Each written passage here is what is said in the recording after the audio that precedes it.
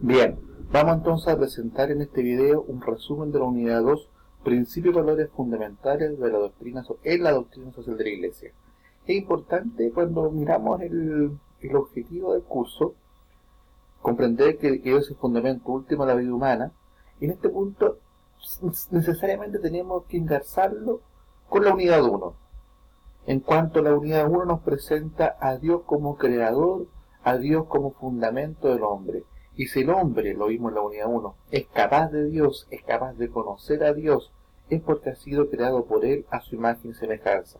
De ahí entonces es que desde esa lógica es que el hombre, primera cosa, es digno, y en segundo lugar puede Dios inspirar la construcción de la civilización del amor. Puede inspirar al hombre para construir una vida en sociedad, una vida personal, a la luz de lo que Dios quiere de él, por su amor. Entonces, expresiones de la verdad del hombre, expresiones en definitiva de que el hombre es criatura de Dios, son justamente los principios y los valores sociales. Los principios son aquellas expresiones de la verdad del hombre que se ponen en acción mediante los valores. Vamos a decir entonces que los valores gobiernan la conducta de las personas y los principios van a gobernar las consecuencias de las conductas. Entonces es importante mirar atentamente a qué nos referimos con principios y valores sociales. Vamos a revisar cada uno de estos elementos.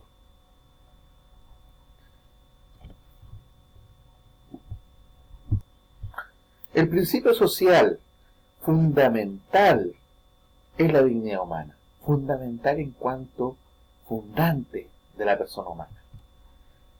Somos criaturas de Dios, de ahí nace nuestra condición de seres dignos, nuestra condición criatural. Hemos sido creados por Dios a imagen y semejanza suya. No somos iguales a Dios, Él nos ha creado semejantes a Él en el amor.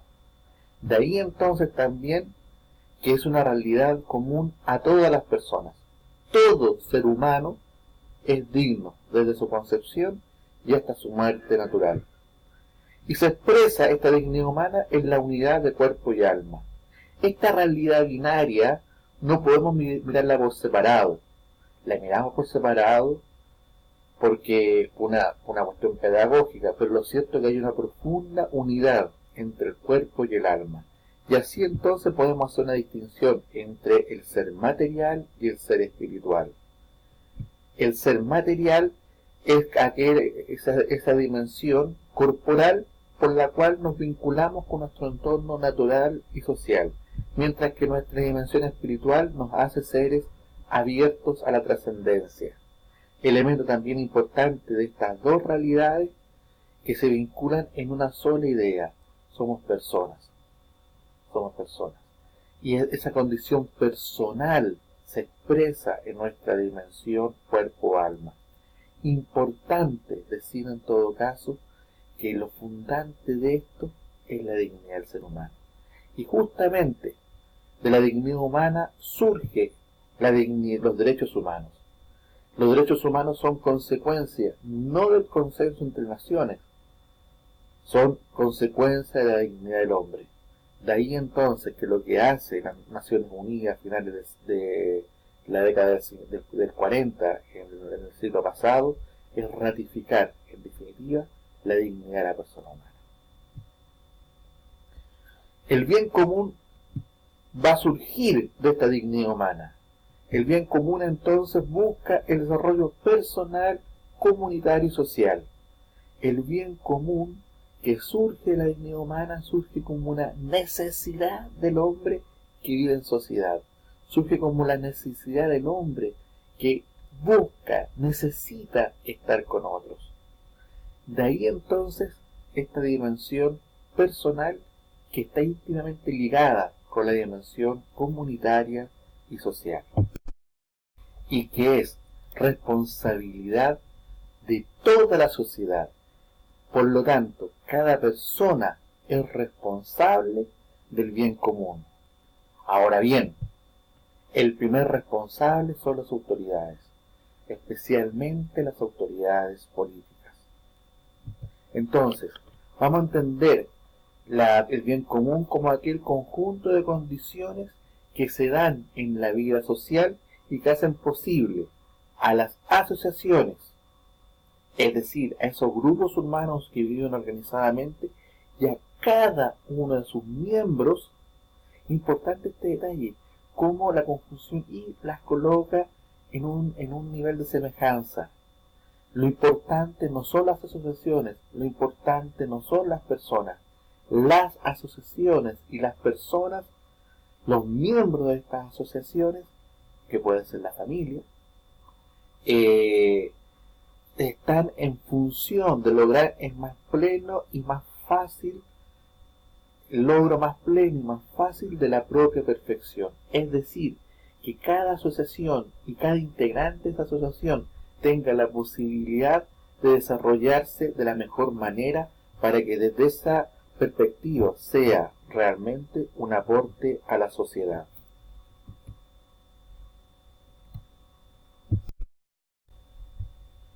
En una clase, hace un tiempo ya, que un alumno me planteaba respecto de este principio social, el destino universal de los bienes, que él lo consideraba uno de los más religiosos de todos los principios. Y la verdad que en parte tiene razón. Todos los principios tienen un origen religioso, partiendo por la dignidad humana, que nos enseña que somos criaturas de Dios, y de ahí la dignidad de cada uno de nosotros. Sin embargo, este principio universal, este destino universal de los bienes, puede tener un matiz particularmente religioso, porque tiene justamente su origen en una verdad revelada. En el libro del Génesis, en aquel primer relato de la creación, ese donde Dios crea todas las cosas en 6 días y en el séptimo descansa, y al final de esos días crea al hombre y a la mujer, también les da como tarea que sean fecundos, que se multipliquen, llenen la tierra y sométanla. O sea, reproduzcanse, tengan familia y juntos sometan la tierra. Acá en esta revelación bíblica se nos está diciendo en el fondo que el hombre es co-creador con Dios de aquello que Dios nos ha dado en la naturaleza. Cuando nos pide que ejerzamos dominio sobre los peces del mar, es decir, sobre todo lo que existe en la tierra, las aves del cielo, todo ser viviente que se mueve sobre la tierra, lo que nos está pidiendo es un rol de responsabilidad sobre lo que el mismo Dios ha creado. Y en ese entonces rol de responsabilidad, el hombre va, como se llama, desarrollando esta noción de co-creador. En la unidad 3 vamos a ver que justamente el trabajo va a permitirle al hombre ser un aporte en esta acción co-creadora. Pero retomemos nuestro principio social que estamos estudiando en este momento. La doctrina social de la Iglesia nos propone que Dios le ha dado la tierra a todo el género humano para que ella sustente a todos sus habitantes, sin excluir a nadie ni privilegiar a ninguno. Ahora bien, esto es muy importante. Cada persona, por el ejercicio de su trabajo honrado, tiene el derecho de poseer aquello que ha logrado conseguir honradamente. Eso es fundamental. Por ejemplo, el pago de la luz, del agua. Yo pago la cuenta del agua, por lo tanto puedo usar discrecionalmente el agua de acuerdo a mis propias necesidades. Esto, sin embargo, no me puede hacer perder de vista que, si bien es cierto, yo pago el agua del que me llega a mi domicilio, sin embargo, ese uso tiene un destino común. Ese uso no puede ser exclusivo para mí. No es solo yo quien se ve beneficiado con el agua que me llega a mi domicilio. Toda la humanidad, y sobre todo hoy día tenemos conciencia por la crisis ecológica que tenemos, toda la humanidad se ve beneficiada por esta agua. De ahí entonces la responsabilidad que cada uno de nosotros tenemos en el cuidado de justamente este elemento vital. En este punto es importante rescatar la opción preferencial por los más pobres.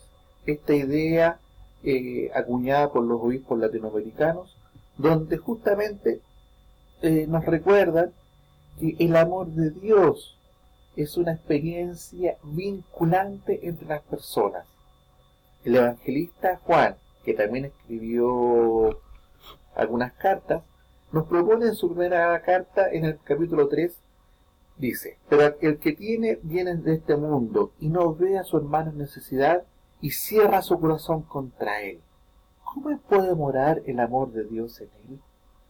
Impactante, ¿cierto? Y en la misma carta, pero en el capítulo 4, nos va a recordar que aquel que dice amar a Dios, pero no ama a su prójimo, y dice una palabra fuertísima, es un mentiroso. De ahí entonces que la comunidad de creyentes, la iglesia, se va a reconocer solidariamente responsable de todo el género humano, especialmente de los más pobres, especialmente del que sufre. De ahí que cada cristiano debe reconocer en el otro, en la otra persona, a uno, especialmente al que sufre, a un hermano. Reconocerse a sí mismo como prójimo en el otro. Lo mismo dice la Madre Teresa, que muchas veces pasamos mucho tiempo ganándonos la vida, pero poco tiempo viviéndola. Y la experiencia que nos permite vivir cotidianamente, vivir en serio, es justamente mediante el amor al prójimo, especialmente teniendo una opción preferencial por los más carenciados. La subsidiariedad es otro gran principio, una palabra difícil de pronunciar, pero fácil de comprender. Mira el latín subsidium, y que significa ayuda. Y surge, al igual que todos los principios sociales, de la dignidad del hombre. Busca la justicia social y protege la autonomía. ¿Qué es lo que se le opone a la subsidiariedad? Dos ideas fundamentales. Veámoslas detalladamente. El colectivismo y el individualismo. Cuando hablamos de colectivismo, estamos haciendo referencia a que el hombre pierde su autonomía, se pierde su originalidad, pierde su capacidad de respuesta a sus necesidades más personales y simplemente cae en una mirada colectiva. El individualismo, por el contrario, me hace mirarme como un individuo y no como persona, como una realidad acabada en sí misma y no abierta a los demás. De ahí entonces que el principio de subsidiariedad va a proteger a la persona y a las personas de aquellos abusos que instancias sociales superiores puedan provocar. Y este principio es importante porque toda persona, familia y cuerpo intermedio tiene algo de original que ofrecer a la comunidad política, que vamos a ver en la unidad 3. De ahí entonces que el Estado tiene la gran responsabilidad de garantizar la subsidiariedad. Como garante del bien común, el Estado tiene entonces también la responsabilidad de respetar la dignidad humana, buscar la justicia y proteger la autonomía. Los vecinos organizados, los centros de padres, el club de barrio. Incluso el Estado sale en ayuda de las personas cuando lo necesitan, sin limitarlo en su autonomía, sin dejar de buscar la justicia social y sobre todo sin pasar a llevar la dignidad humana. La participación surge de la subsidiariedad y esa expresión de la naturaleza humana cautela, cuida, es custodia de la libertad y logra el bienestar material y promueve la vida social y política. Su fin es el progreso personal. ¿De qué manera? Desarrollando la conciencia moral, es decir, nos enseña a distinguir entre lo bueno y lo malo, entre lo que me conviene y lo que no me conviene. Busca el progreso personal y genera interdependencia. Y nos otorga un sentido de trascendencia. En la siguiente video vamos a continuar con el principio de